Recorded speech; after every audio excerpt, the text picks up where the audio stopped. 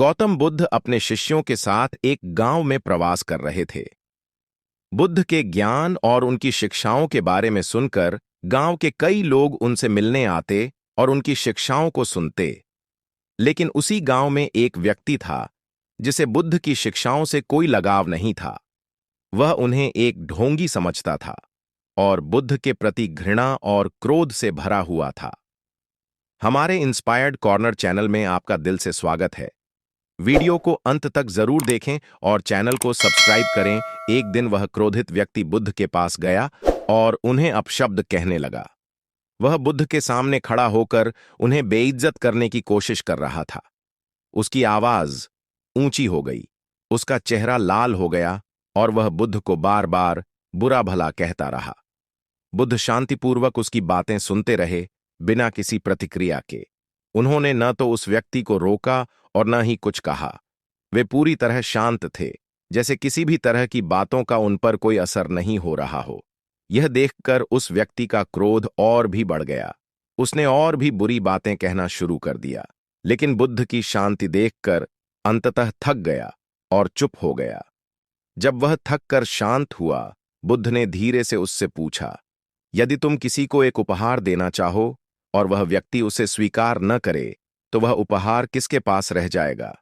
उस व्यक्ति ने कुछ क्षण सोचा और उत्तर दिया, यदि कोई उपहार स्वीकार नहीं करता, तो वह उपहार उसके पास ही रहेगा जिसने उसे देने की कोशिश की थी। बुद्ध मुस्कुराए और बोले, ठीक वैसे ही जब तुम मुझे अपशब्द कह रहे थे और क्रोधित हो रहे थे, तो मैं तुम्हारे गुस्से और शब्दों को स्वीकार नहीं कर रहा था। इसलिए यह सारा क्रोध और नकारात्मकता तुम्हारे पास ही रह गई। यह सुनकर वह व्यक्ति चौंक गया। उसे यह समझ में आने लगा कि वह अपने ही क्रोध से परेशान हो रहा था, जबकि बुद्ध पूरी तरह से शांत और स्थिर थे। बुद्ध ने उसे समझाया कि क्रोध किसी और को नुकसान पहुंचाने से पहले खुद को ही जला देता है।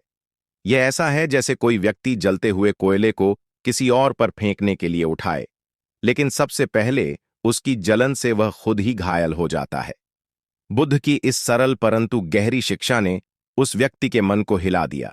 उसने तुरंत अपने किए पर पछतावा किया और बुद्ध से क्षमा मांगी। बुद्ध ने उसे क्षमा करते हुए कहा, क्रोध, नफरत और घृणा से मन को कभी शांति नहीं मिलती। शांति तब आती है जब हम इन नकारात्मक भावनाओं से मुक्त हो जाते हैं और करुणा, सहनशीलता और प्रेम का अभ्यास करते हैं। इस कहानी से हमें यह सीख मिलती है कि हमारा क्रोध और नकारात्मक भावनाएं हमारे अपने मन और शरीर को सबसे ज्यादा नुकसान पहुंचाती हैं। जब हम किसी पर गुस्सा करते हैं तो हम यह सोचते हैं कि हम उसे सजा दे रहे हैं, जबकि वास्तव में हम खुद को ही मानसिक और शारीरिक रूप से कष्ट पहुंचा रहे होते हैं। बुद्ध ने यह सिखाया कि क्रोध का उत्तर क्रोध से नहीं, बल्कि शांति और समझ से देना चाहिए। हम अक्सर जीवन में विभिन्न चुनौतियों और कठिनाइयों का सामना करते हैं, जहां हमें गुस्सा, तनाव और हताशा महसूस होती है। लेकिन अगर हम बुद्ध की इस कहानी से मिली शिक्षा को अपनाएं, तो हम यह समझ सकते हैं कि इन भावनाओं से मुक्त होकर ही हम सच्ची शांति प्राप्त कर सकते हैं। इस कहानी का एक और महत्वपूर्ण पहलू यह है कि हम कैसे दूसरों की नकारात्मकता से प्रभावित होते हैं। अगर हम दूसरों के अपशब्दों या क्रोध को अपने ऊपर हावी होने देते हैं, तो हम अपने मन की शांति खो देते हैं।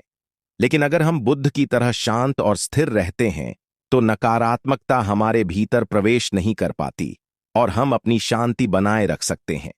बुद्ध की यह शिक्षा हमें सिखाती है कि नकारात्मकता को अपनाने या उसे अपने भीतर जगह देने की कोई आवश्यकता नहीं है। हम यह चुन सकते हैं कि किन भावनाओं और विचारों को अपने जीवन का हिस्सा बनाना है।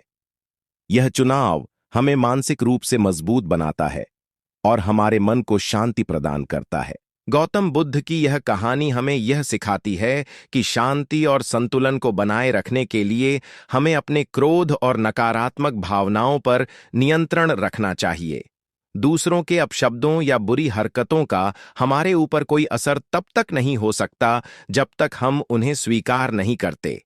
अपने मन की शांति की रक्षा करना हमारे हाथ में है और बुद्ध की शिक्षाएं हमें इसी दिशा में मार्गदर्शन करती हैं।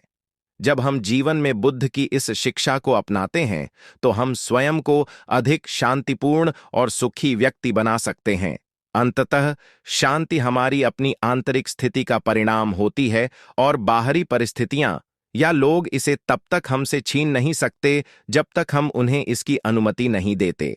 बुद्ध ने इस सरल किंतु प्रभावशाली सत्य को अपने जीवन और शिक्षाओं के माध्यम से प्रस्तुत किया, जो आज भी हमें मन की शांति के मार्ग पर चलने के लिए प्रेरित करता है।